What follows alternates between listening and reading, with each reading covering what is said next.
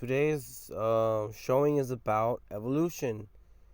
And you may be asking, if this is about evolution, then why is Isaac Newton and the Principia being shown here? Okay, well, the reason why I'm having to show Newton here, as I explained the whole evolution crap, is that Darwin actually invoked Isaac Newton and brought in Isaac Newton's name into this with his book, The Origin of Species. We'll go ahead and get forward. We'll move forward into that, but first we need to go over what we're talking about. Okay, so this is going to spill over onto Charles Darwin's stupid book, The Origin of Species, which is totally racist, and I'll go ahead and explain that in a bit on why evolution is definitely 100% without a doubt, and it's an indisputable fact that according to the principles of evolution, evolution itself is very, very, very racist. It is extremely racist. It is the most racist theory ever, ever, ever. Okay, so here we have Isaac Newton's God in the Universe of the Principia. We have the Philosophy Naturalis Principia Mathematica. As we can see, that means the natural philosophy of the principle mathematics. Okay, that means the principle behind math and natural philosophy. You're like, wait a minute, that has nothing to do with science. But they told you it did. Now we're gonna go ahead and move forward to just I already read this out, by the way. You guys want to scroll down on the videos and go down. You'll see that I already actually opened this book up and read it out to everyone word per word as Isaac Newton wrote it, as best to the translations from Latin into English, as the American edition is posted here on Google Mainstream Science. And I went ahead and read it out. So I read this out already. But we're going to fixate right now on a couple things. Now, I said it on the last video that Isaac Newton had explained that gravity was proof of God. And here we are again. I already had read this out again, but I'll read this part out again just one more time because this has spilled over onto what Darwin was trying to say. So, going to the top, the 6 primary planets are revolved about the sun. The circles concentric with the sun and with motions directly towards the same parts and almost in the same plan. 10 moons are revolved about the Earth, Jupiter, and Saturn in circles concentric with them, with the same direction of motion and nearly in the planes of the orbits of those planets. Now, on a side note, you can see that plane and planets. So basically, that whole flat, stretchy space-time, that whole flat, stretchy space-time fabric of space crap that Einstein invented was not really an invention. All it was him babbling and changing shit around. As we can see that there's the planets revolve on planes. Okay, so yes, this whole existence of planets is on flatness. So moving forward, but it is not to be conceived that mere mechanical causes could give birth to so many regular motions. See, did you guys get that part? We're going real slowly right here. It says, but it is not to be conceived that mere mechanical causes could give birth to so many regular motions. Since the comets range over all parts of the heavens, and here's something that I've explained already over and over. In those days, they didn't say space. They didn't say, it was just the heavens. It was just the celestial sphere. It was just the firmament. This whole thing about outer space, it's just a made-up word that's just trying to twist what it's always been. The celestial sphere or the firmament. The heavens. That's all it is.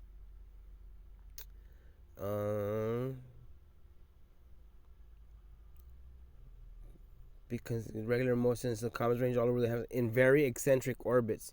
For by that kind of motion, they pass easily through the orbits of the planets and with great rapidity and in their aphelions, where they move the slowest and are detained the longest, they recede to the greatest distances from each other, and thence suffer the least disturbance from their mutual attractions.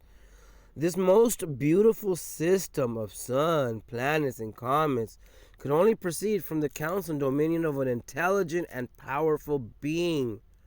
And if the fixed stars are the centers of like systems, these being formed by likewise counsel must be all subject to the dominion of one, especially since the light of the fixed stars is of the same nature with the light of the sun.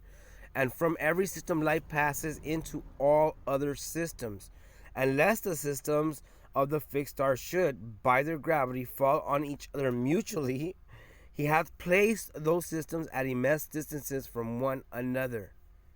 You guys comprehend that? In other words, the solar system works perfect. Gravity supposedly rules it, and it works perfect. However, gravity could not have come out from just a random natural mechanical anomaly. It is definitely some type of divine artistic expression. That's what he's saying right there. He says it so. Moving forward, if you want to doubt what I'm trying to interpret and trying to relate to you, is here we go. This being governs all things, not as the soul of the world, but as Lord over all. Now, if you followed my last couple videos, that is literally the description of Baal and Helios or Amun, or whatever name you may want to babble or try to call him. All right, but that is still right here. Moving forward, it says, for God is a relative word and has respect to servants, and deity is the dominion of God, not over his own body, as those who fancy God to be the soul of the world, but over servants. The supreme God is a being, eternal, infinite, absolute, perfect, but being, however, perfect, and blah, blah, blah. He goes on to talk about God. And it's right there. As you guys can see, I'm scrolling down. He's omniperfect. He is supreme. He is perfect. He's like, this is about gravity. This is your guys' science. It goes all the way down.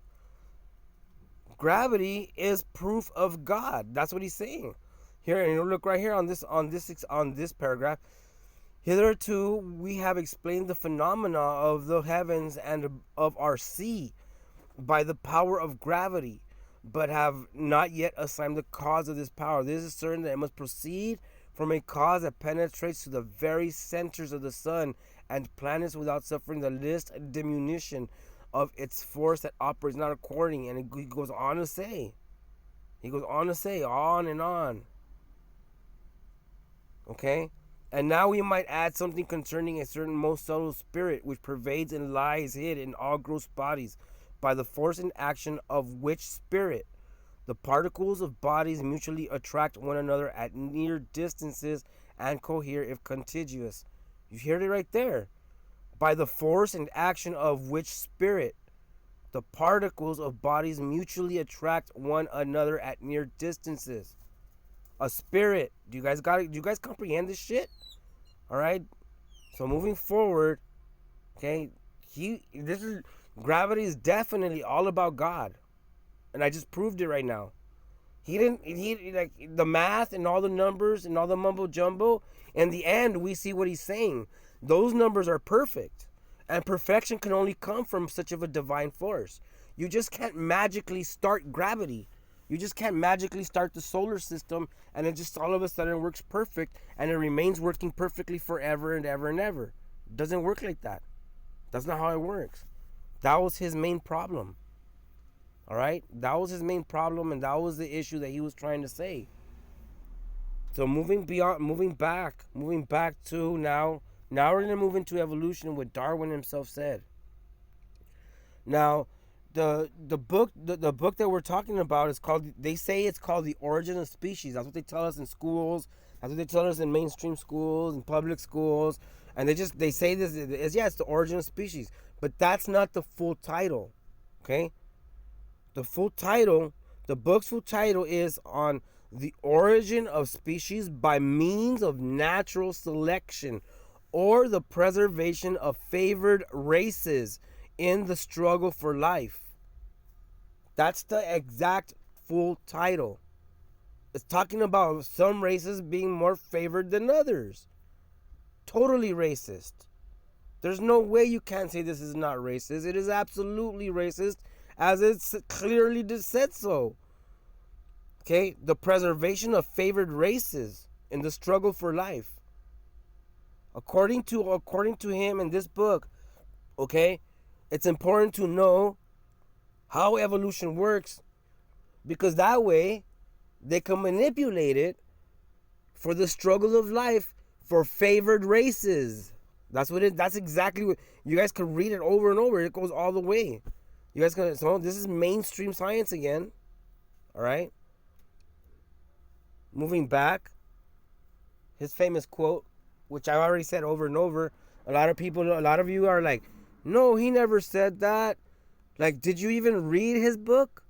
Like, a lot of you guys don't read shit. I've proven it over and over. You guys did not read what Isaac Newton said about the Principia Mathematica. It was definitely about God and the universe. Absolutely. Okay?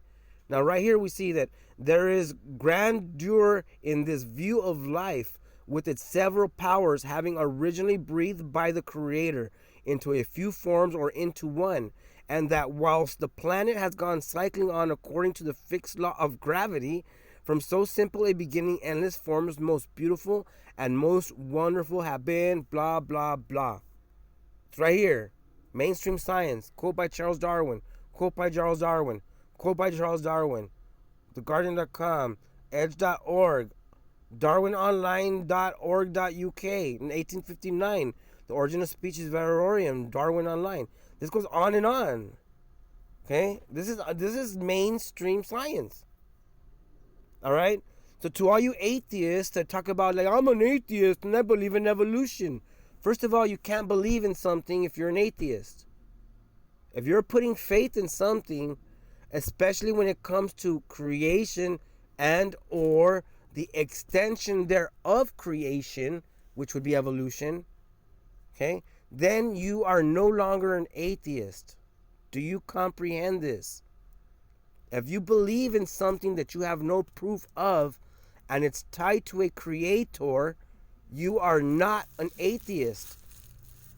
You are totally confused and you're totally debunking yourself and you're making yourself look very, very stupid. All right? Now, the problem with the whole thing is this, called the Luca. The Luca is the last universal common ancestor. It's also called the tree of origin. All right? Yeah, you're like, no, tree of life? No, not the tree of life. Jesus. So here's a tree, the last common ancestor. And as you can see, we'll see. There's like different. They'll show it as a different type of tree in different forms, but it's basically the same thing. You have the bacteria, archaea, and then eukaryota. Okay, so all of these go back to supposedly an imagined last universal common ancestor. So we'll go ahead and read on it. Matter of fact, let me back up out because that's Wikipedia. I don't want you guys saying that I used Wikipedia, which is not a good source, supposedly. So we'll go to astrobiology.nasa. We'll go straight to NASA. Let's read off what NASA has to say. I have not read this myself. Like I said, I'm not scripted. I don't believe in being scripted. I may like pull out a couple web pages and then go off on that, but I don't script anything. So looking for Luca, the last universal common ancestor. This is March 30th, 2017. Written by Keith Cooper at NASA. You clearly see on the top right there. Let me scroll. Astrobiology at NASA, life in the universe. So here we go. Let's read on. Around 4 billion years ago, there lived a microbe called Luca, the last universal common ancestor. There is evidence that it could have lived a somewhat alien lifestyle, hidden away deep underground in iron sulfur rich hydrothermal vents. Oh my God, really? It didn't come from the sun? No, out the earth. globe tards out the earth. Anaerobic and autotrophic, it didn't breathe air and made its own food from the dark, metal rich environment. Oh, the darkness. Hail the darkness. The light can only exist because of the darkness. Amen. Amun. Its metabolism depended upon hydrogen, carbon dioxide, and nitrogen, turning them into organic compounds such as ammonia. Most remarkable of all, oh, so remarkable, of course, this little microbe was the beginning of a long lineage that encapsulates all life on Earth.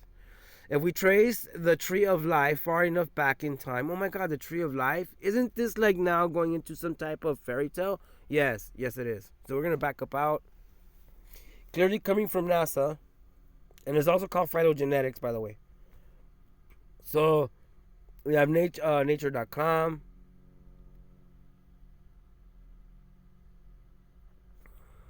We'll go ahead and accept those cookies. Yum, yum. The concept of this last universal common ancestor of all cells, or the progenote, is central to the study of early evolution and life's origin. Yet information about how and where Luca lived is lacking.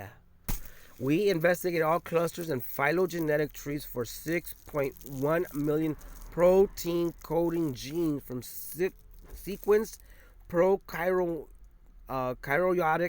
genomes in order to reconstruct the microbial ecology of Luca. Among 286,514 protein clusters, we identified 355 protein families that trace to Luca by phylogenetic criteria. Now again, this is criteria. It's not direct evidence. It's just criteria. That's like, when the FBI is like, there's a shooter, a mass shooting happened. They're like, okay, well, we're right before anything, and they're like, the mass shooting. Okay, what we're looking for is a young white male, in his early 20s to mid 30s. Basically, it's called profiling. Because these proteins are not universally distributed, they can shed light on Luca's physiology. Their functions, property, and prosthetic groups depict Luca as anaerobic, CO2 fixing, H2 dependent with wood. So as we can see, it's the same. It says basically the same thing as the last one. So we can go over and over again, and it'll come back to the same thing. Here's we have a .gov. We've already tried .nasa, but we'll still go ahead to the .gov. All life forms trace back to a last universal common ancestor that witnessed the onset of Darwinian evolution. Okay? And again, I just explained that Darwin said this comes back to God, to a creator. So to all you like, wait a minute, that like he said a creator breathed life. All right, so the problem with this is what I'm trying to say with the whole Newtonian crap of gravity. Exactly like Isaac Newton said, the plane which the planets revolve, around and exist upon is so perfect. It could not have ever been, a random event. Rather, it was an intelligent creation. And here again, we see that Isaac Newton himself talked about a creator breathing life into beings. And then now I've explained the God Pan, which is totally relative to Einstein, pun intended. So exactly like Pan, his God and Spinoza's God, the Pan God, he's very irresponsible. He doesn't care. He'll create something and bounce and just let it go. He'll just let it have its own will. Whatever happens, happens. If chaos, if something starts, with perfection, then chaos will follow. That's why the whole Big Bang actually contradicts a lot of physics laws. One of them being the law of conservation, and then also the law where chaos, where chaos comes from perfection, not the other way around. Okay. And so backing up, as we can see,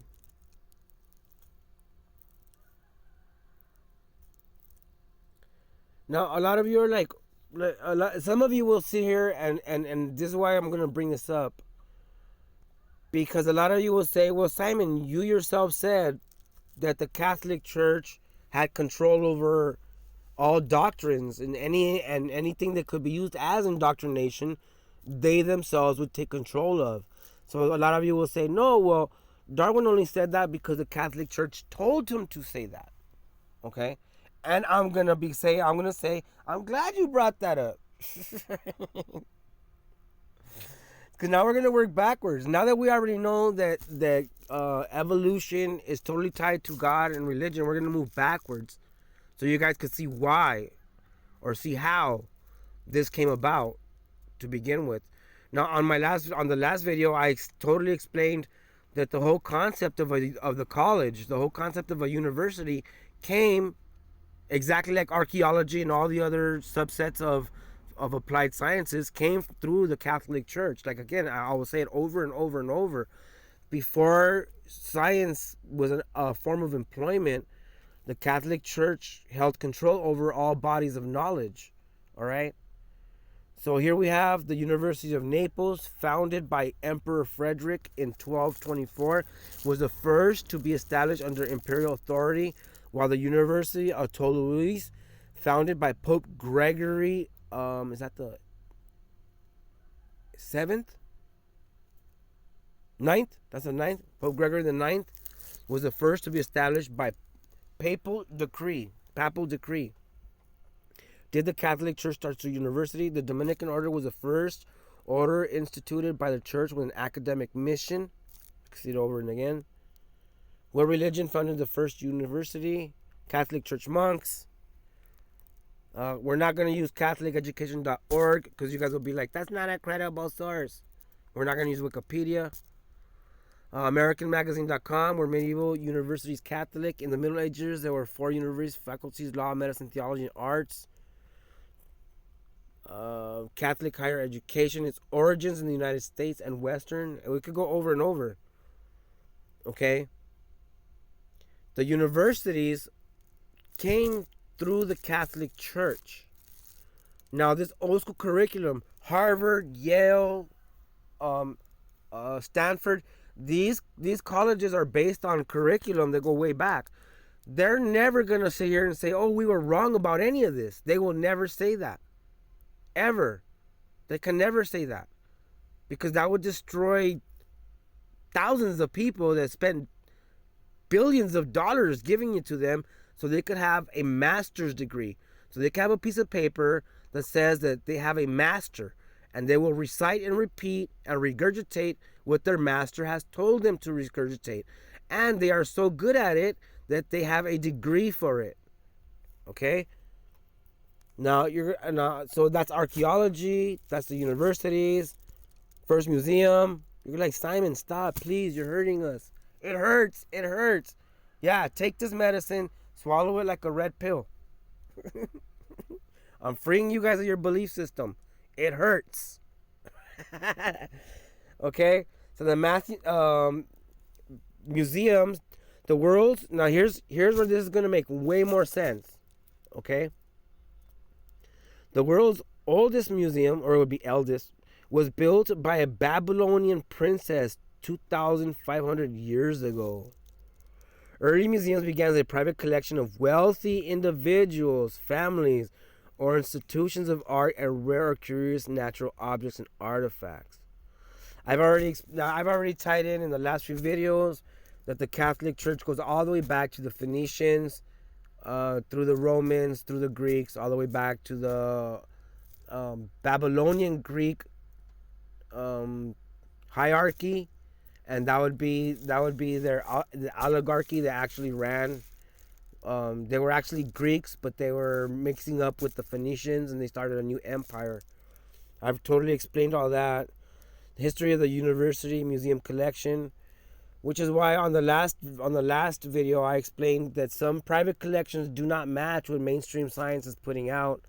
And here's one of them, that these wealthies. Now, when you guys like I've explained, these guys are the eldest bank. Okay, the Vatican is one of the eldest banks, and this eldest bank actually has stuff going all the way back from Phoenicia, the Greeks, the Roman. They have stuff banked that's not money. Do you guys comprehend this? At one time, the artifacts that they have banked were money. Okay? I've explained this before. Salt, okay? Believe it or not, the Vatican has tons of salt, okay? They have tons of salt banked away inside their bank vaults.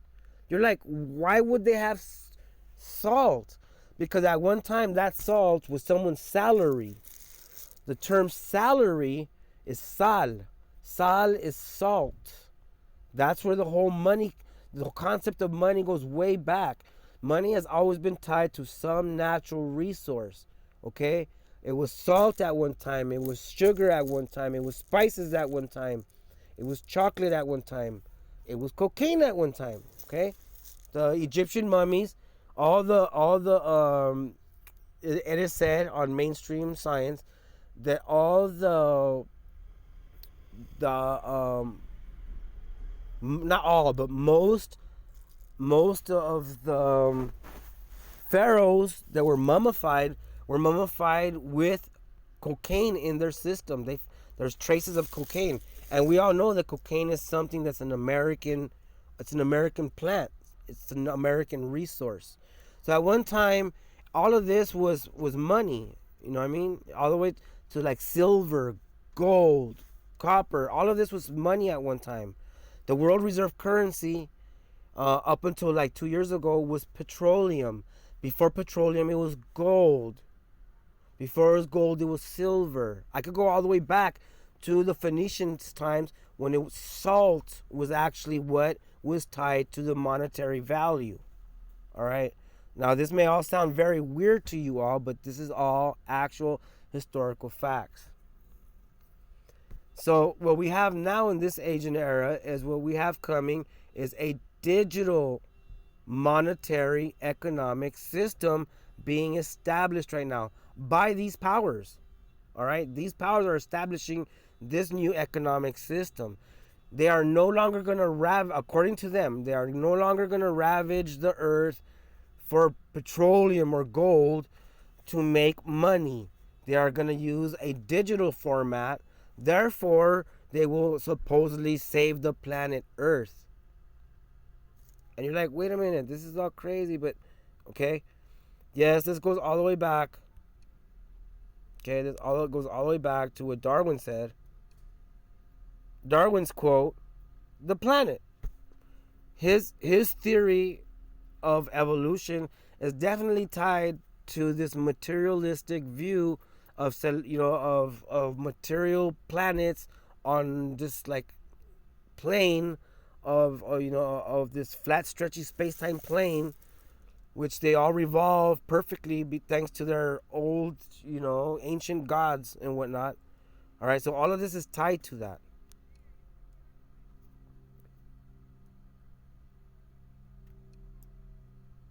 All right, so going back to how they have certain things banked, so now they're using the excuse that they're gonna save the favored races.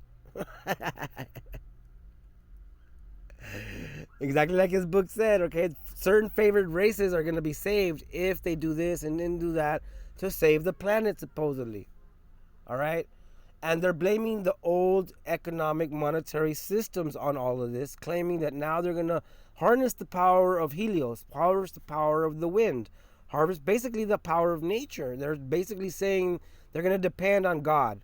Because when you look at an insurance claim and there's a storm or lightning strike, hard winds or something falls from the sky because of, of a hurricane or a typhoon, they won't cover, the insurance companies don't cover that. They call that an act of God. All right, they call that an act of God, and they do not cover that insurance. All right, now they're saying they're going to make an economic system based on supposedly these forces. However, it's a big scam, as I've clearly shown over and over.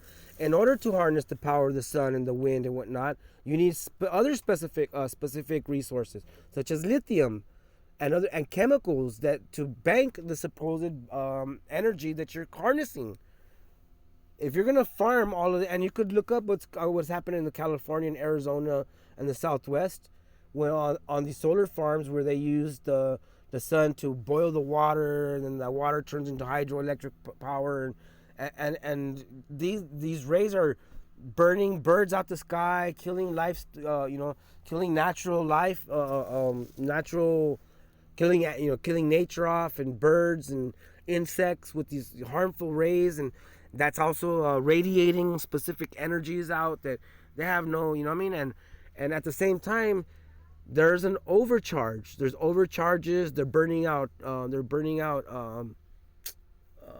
Transformers on the power lines. Power lines are catching on fire because they can't keep up with the power that's coming. They don't know what to do with it. And the people are like, well, maybe if they gave it away for free, they wouldn't have that problem. But no, because of the fact that they're actually chopping down electrical potential and reselling it, okay, selling it to the people, all right, they're too greedy to give it to everyone. Therefore, they would rather just let the transformers and the power lines catch on fire. This happens in California all the time. Like, what caused that fire? What caused it? Was there a big wildfire? And they don't want to admit that their power lines are a big factor of these fires that are caused. And that's not just here in California. Australia is another good example. Certain parts of Africa are a great example. Certain parts of South America and South Africa are great examples of this. Okay? So moving more forward back, you're like, well, the universities and the colleges, all of that came from the Catholic Church, but the Catholic Church is an extension of actually the Library Alexandria. And I've already explained how I've tied in how Alexander the Great took over Baalbek, rebuilt Baalbek, called it Heliopolis under the Greek language. It became Heliopolis, and that's where they Baal and Helios and Amun and all the other sky gods were balled up into one all-knowing God. Okay, and if you move beyond that, more back beyond that, you have the Tower of Babel. Now, a lot of you are like, no, that's a biblical story. No, it is not a biblical story. And even if it were, we've already established that the Bible itself is a historical document. Not only is it a historical document, it is actually a historical reference point to establish historical facts, as I already established that on one of the last videos that I've already uploaded. So the Tower of Babel. So according to the ziggurat, which is what they were saying, is actually it was built. This was renamed off of the ziggurat. That was a Hebrew structure where they were banned. They were told they couldn't go to the other cities, so they tried making their own city. They started building the ziggurat. On top of the ziggurat, they had this. They had an observatory, and here's where sky worshiping becomes real big. And the Tower of Babel was an astronomical observatory, as we can see right here. So the Tower of Babel was an astronomical observatory. Looking at the stars without taking measurements is in astronomy. The Tower of Babel was in place where people climbed up high to gaze at the stars. They could stargaze standing on the ground. The Tower of Babel was a scientific astronomical observatory. It was an astronomical instrument for measuring the movements of the heavens. The Tower of Babel that the Bible describes wasn't a scientific astronomical observatory. The stack of mid bricks the Bible describes wouldn't serve as so. As you can see, the tower, it was so way at the top you had an astronomical. The Tet Tower depicts a scientific astronomical observatory. The Tet figure is a picture of the instrument for measuring the movements of the heavens. It goes on and on. You guys could look this up on yourself. So basically, the Tower of Babel was not just like, oh yeah, we're gonna just build a tower. No. So they built the tower. They put the observatory way on the top. As they collected information from the observatory, they began compiling, information. That information became a library. All right. That library, and I clearly backed up to the museum, the first museum. Okay. Uh,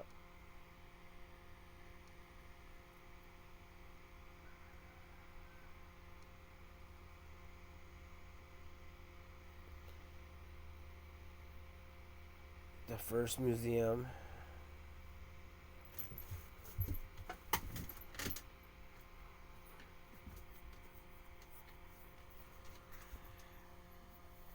Where so basically the first museum came from a Babylonian princess.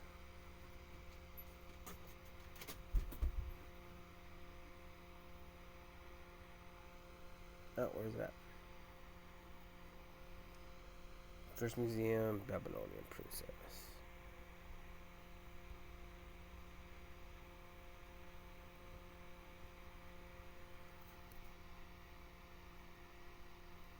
So her name was Enigaldi Nana, an ancient Babylonian princess and high priestess built what many consider to be the first museum.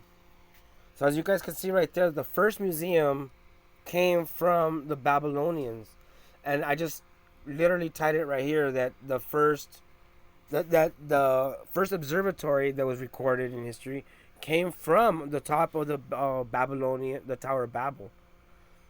All right. So when you guys, this whole thing about like you're sitting there trying to bring up, Darwinism. Darwinism includes all of this. So you guys got to understand that Darwin made his theory based already on a set of principles, based on his own indoctrination, based on his own body of knowledge. Do you guys comprehend that? This is his ideology, all right? His ideology and the reasons for him, or not the reasons, but the foundations behind his theory come back to all of this indoctrination. All right? And I easily established right here that he's definitely, okay, he's definitely saying that God has something to do with this. It has something to do, the creator. All right? A creator has something to do with all of this.